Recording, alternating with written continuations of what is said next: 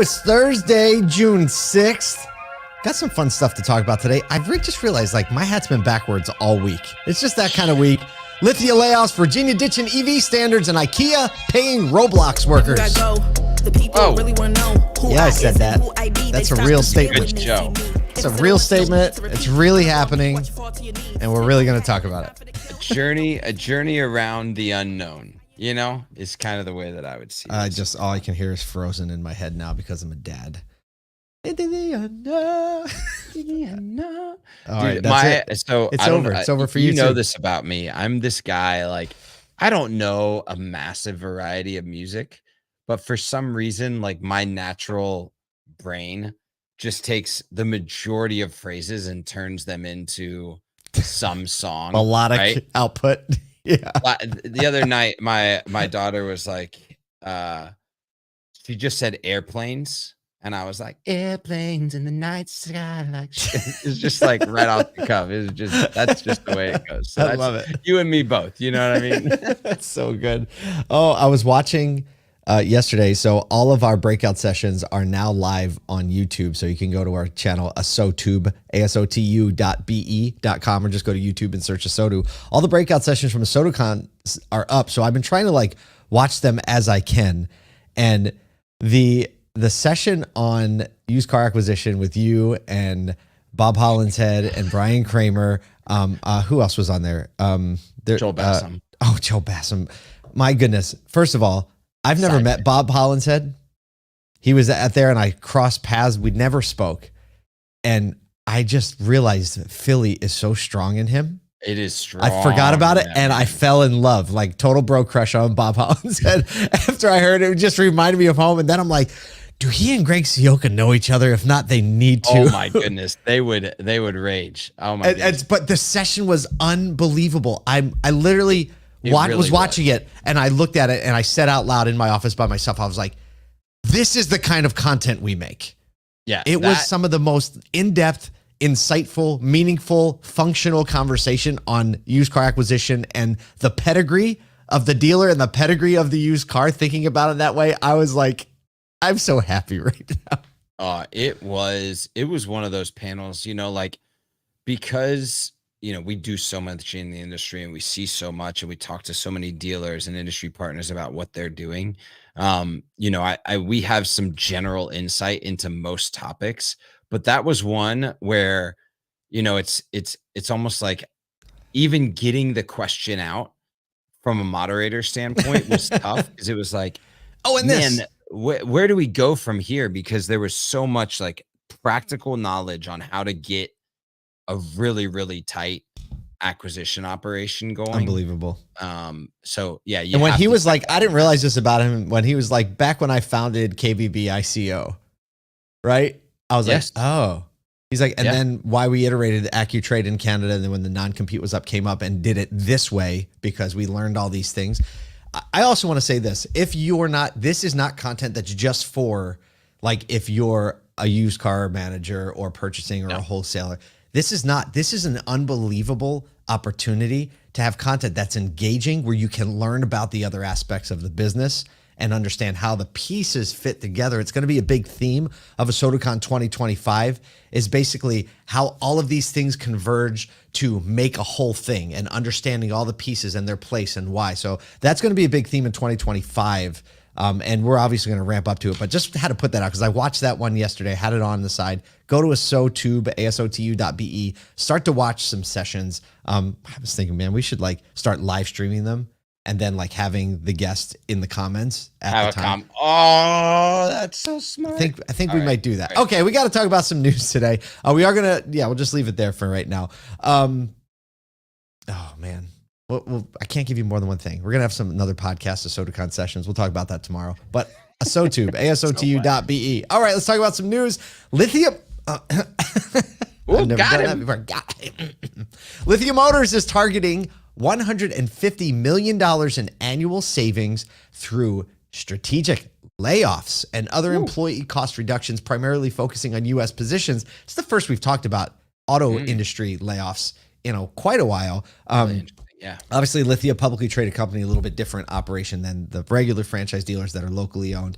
Senior Director of Finance, Jardon Jaramillo, described the cuts as, quote, very targeted rather than a broad reduction, as he said, quote, we are not announcing a mass layoff, right? Like a skim percentage off the top. These are changes at the store level. And then he gave examples, including taking action on underperforming general managers. So they're really looking at leadership. The layoffs are part of a plan to eliminate a total of $250 million in annual selling, general, and administrative expenses, SG&A.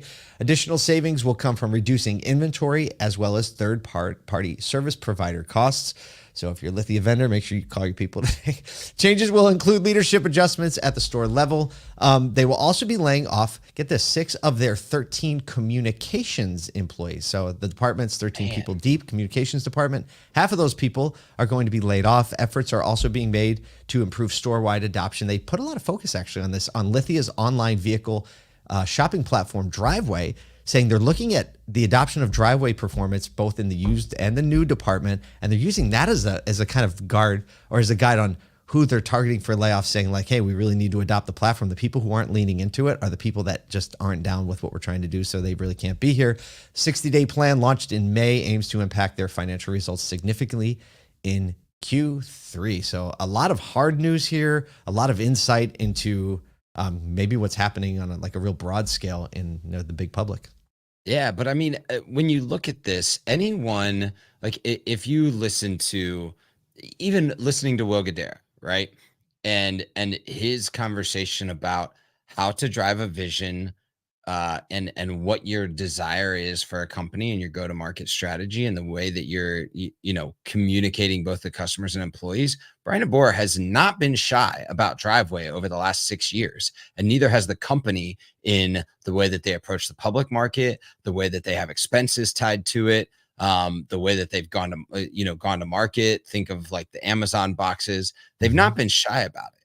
And so you continue to press that down across the organization. And if you have people that are resistant to the change of adopting that mentality of the sales channel, then you can't keep those people on board. That's any organization. So we hear this as layoff, but I hear this as mixed vision.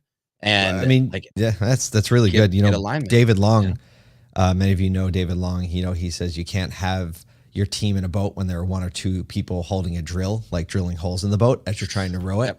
Right? And I think this is one of the challenges that all publics face, right? You have all these stores all across the country, all these general managers that have all different levels of experience and success, meaning they probably were very successful somewhere else doing things a different way, and it's hard to change for them, and they're not fully bought in. So there's probably a better fit for them somewhere else as well. I will say this, that for everyone who may be affected by this, make sure you stay close to us, reach out to us, let us know who you are. Yes. If the list isn't ended up being public, because we always try to find placements for the people who get laid off. Like this happened with Vroom, Lithia, same thing. There are a lot of good, talented people that probably just aren't a good fit for whatever the system is at this moment, but they know the industry, they love the industry. Stay close to us. We will do our very best to help you find the best fit moving forward. Without a doubt. Because we love plenty you. of dealers out You're there. the fam. You're the family. Always take care of the family. Speaking of taking care of the family. Stop. Hey. Segue. Time. There's like a little ghost of Don Hall floating over my shoulder as I read this. Virginia's Governor Glenn Youngkin announced the state's withdrawal from California's stringent EV standards, citing a lack of legal obligation and insufficient consumer demand. It's nice to be talking about the customer. Oh, I heard the applause button there. Virginia initially adopted California's EV standards in 2021 under former Governor Ralph Northam, who was a Democrat. Governor Youngkin, who's a Republican, argues the government shouldn't dictate vehicle choices, advocating for less strict federal emissions rules and giving consumers choice over what vehicle they want to buy. Over 9% of vehicles sold in Virginia in 2023 were electric, reflecting weak consumer demand. The Alliance for Automotive Innovation, they support the move. Not a surprise there, stating California's EV standards may not suit other states due to varying consumer demand. On the other side, environmental groups and Virginia Democrats criticized the move as undemocratic and potentially illegal.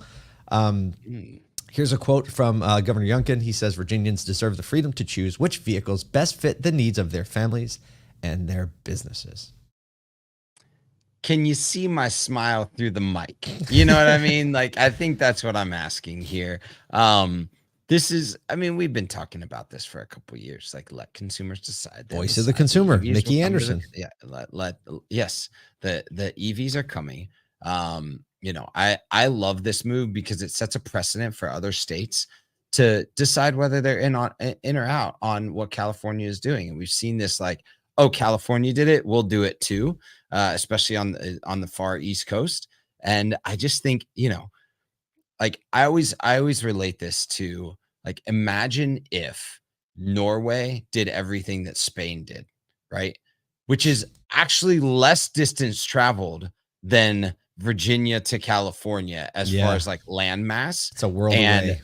Yeah, so you look at the culture, you look at the land mass, you look at the way that the infrastructure is built, even the terrain, the weather, like making wholesale decisions based on another state in the union from completely the other side of the country is almost impossible to do.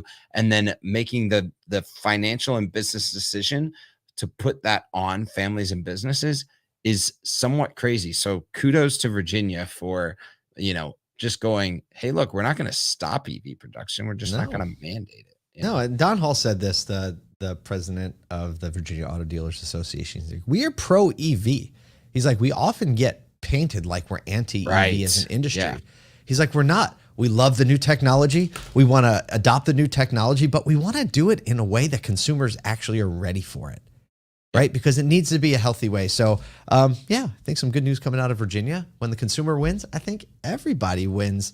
So, it's good for us. Speaking of some new people winning. Stop. At least 10. Time. At least 10.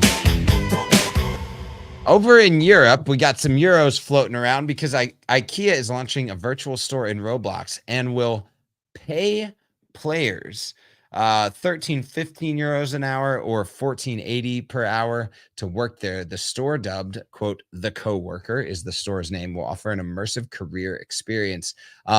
Players can create virtual homes using IKEA furniture and items. Only a limited number of players will be able to apply for paid career roles, with applications open from June 3rd to June 16th. So you only got 10 more days if you live in Europe and want some extra euros in the pocket. You still do have to be 18 years or older, and you do have to reside in the UK or Ireland. The applicants will complete virtual interviews and receive a purely hourly IKEA coworker rate for their time. This is crazy. Darren Taylor, IKEA's country people and culture manager, said basically highlighted a unique career philosophy at IKEA, emphasizing this as a part of their diverse career growth path. He said, "We're excited to be the first brand to launch paid work on Roblox. There are many ways to learn and grow at IKEA, and that's what IKEA on Roblox is all about." Look, IKEA is you got career pathing in Roblox, fam. Look, well, first of all, I mean, do you think people care about career pathing? This first and foremost, like IKEA is doubling down on this in Roblox, very progressive in their move to do this. IKEA is just generally known for a lot of horizontal and vertical movement within the organization from people who just started as cashiers and clerks. Does that sound familiar to any other industry we might know? And so they're leaning into this, and they're obviously embracing new technology. It's a great brand play. My kids love building stuff on Roblox. Miles, my son, has been building stuff on Roblox for like 8-9 years. He doesn't anymore, but he started that way. They can build houses, they decorate their houses. And for IKEA to just realize that their product contextualizes so well to this, like, do you think when you can pick whatever you want and make your house and all, like, that doesn't actually translate to a real world when you can have the actual stuff and then actual work that transacts actual money? I think this is just a great play from a company who historically has been incredibly innovative. They were one of the companies highlighted in Jim McKelvey's book, The Innovation Stack, that was like one of the reasons we think about things that we think about. So IKEA was doing that back then. They're still doing it now. So hats off to them. A lot to learn. Hats off. Someone draft on that. Genius move.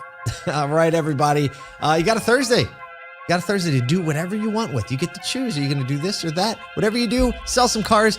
Go love some people more than you love cars. And we will see you here tomorrow.